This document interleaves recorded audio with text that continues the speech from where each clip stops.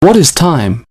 Everything that happens in the universe can be characterized as an oscillation process, both on the microcosm and macrocosm levels. The orbital revolution of electrons around a nucleus, the revolution of the Moon around the Earth, and the Earth and the planets around the Sun, the galactic rotation.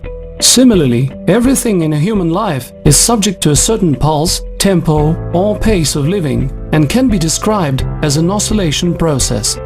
Time is a correlation of frequencies of the oscillation processes, one of which is taken for a reference pattern. Since too many things in a human life are subject to the solar pulse, the period of revolution of the Earth around the Sun, a year, and the rotation period of the Earth, a day, were taken for a reference time. If we consider a human life as an oscillation process, we could see the following. Before the age of 25, a human being studies and does not take an active part in a social life. The age between 25 and 50 years is the period of the highest productivity in social activities of a human being. After the age of 50, most of people start to immerse themselves into their own problems and try to stay away from an active social life. Therefore, the most significant period of a human life in terms of social activity is the period of about 25 years. Similar principle can be found given the average age of a woman when she becomes a mother for the first time, which is also about 25 years. Since during the conceiving process a genetic information exchange is taking place and a newborn baby already possesses a new genetic code, this means that the information exchange on the biological level takes place every 25 years. Let's name this process as the frequency of biological time. Throughout the global historical process, it actually has not changed and remains constant. A human being is the only biological species on Earth which processes everything that he gets from nature and creates something new. Thus, beside the existing biosphere, a human being has created a technosphere, which he is continuously modifying and improving. The rate of the technosphere modification has been significantly gingered up by a legalized usurious interest, which is constantly stimulating the implementation of new technologies to pay off the debts. Is there any periodicity in the technosphere modification? Yes, there is such a periodicity, and it can be traced easily if we take as a basis one of the fields of the human activity, for example transport. A human being invented a dray cart, and it has served without any significant modifications for thousands of years. A human being invented a carriage, and it has driven for hundreds of years. A steam locomotive was invented, and its design has been modified in decades, from steam and diesel locomotives to electric locomotives and monorail. After the invention of automobile and airplane, the modification went on by single years.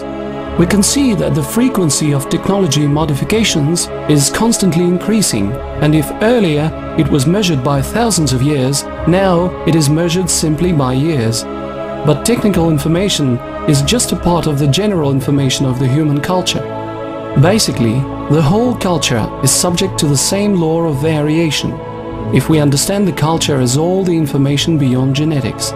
So let's name this frequency of information updating beyond the genetic level as the frequency of social time. The correlation of the biological time and the social time frequencies and their interrelation in the global historical process was named the law of time. Let's see how these frequencies are correlated. If earlier, during many hundreds and even thousands of years, the biological time frequency had been higher than the social time frequency, in the second half of the 20th century, the situation changed fundamentally.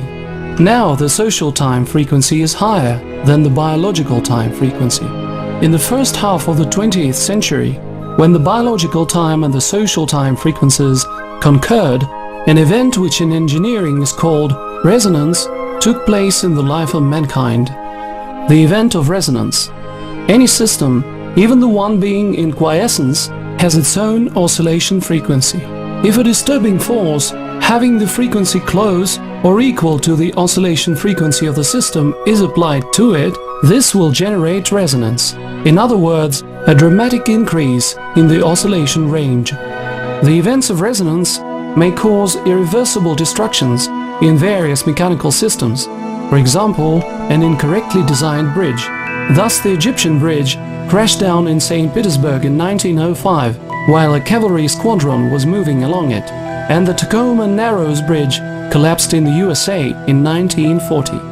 The mankind managed to pass through this period of time and survive because this period was insignificant in terms of its duration relative to the whole historical process, and the population of our planet has not reached the critical mass by that time, though the world had been shaken by a number of wars and revolutions.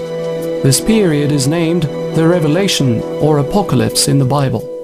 Currently, numerous changes in the information status of the society take place in the world during the life period of an individual human being and the life of a generation. The attitude of people to what is going on around them also changes. Therefore, the logic of social behavior of people has changed after the second half of the 20th century.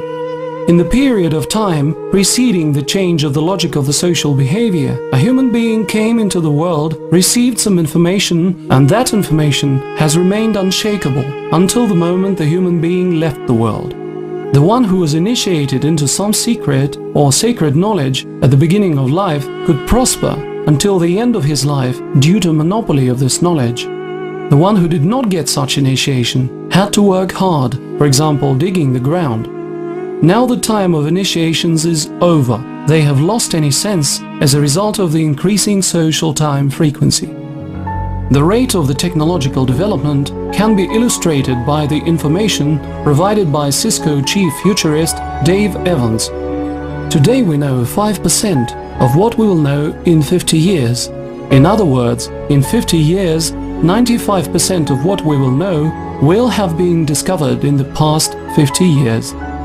The world's data will increase sixfold in each of the next 2 years, while corporate data will grow 50-fold. Within 2 years, information on the internet will double every 11 hours. By 2015, the mankind will create information content equivalent to 92.5 million libraries of Congress in 1 year. Under the social behavior logic that has changed, a human being either learns and masters new knowledge continuously, reviews and revises his stereotypes, or moves to the dump of history. To be adapted to a rapidly changing world, a human being must be able to learn and master new knowledge continuously during all his life, and for this he must be able to learn by himself. A method for conceiving and mastering new knowledge must be developed. The main principle of the mankind enslavement is based on the use of the monopoly of knowledge. A small group of parasites sitting on top of the social pyramid possesses comprehensive and complete knowledge belonging to the whole mankind, and the closer the base of the pyramid is, the less knowledge is provided to people. Basically, two symbolic pyramids may be considered.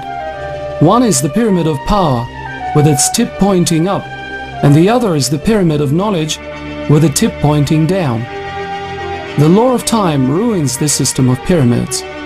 A contemporary slaveholder, a master of working men, has to provide his slaves with new knowledge continuously, to make them work better and produce a profit while the social time is speeding up. But if the slaves get more and more knowledge, they will not be slaves anymore. Within one's comprehension of the common order of things, each one works for oneself, and within one's incomprehension for the one who comprehends more. The comprehension of the law of time and the helplessness of the present-day slaveholders in relation to it are expressed by Alexander Sergeyevich Pushkin in his great poem Ruslan and Ludmila with the following words: "From sky the stars he'll pluck, I'll wager, or shift the moon that sails on high, but change the law of time and aging he cannot, hard as he may try."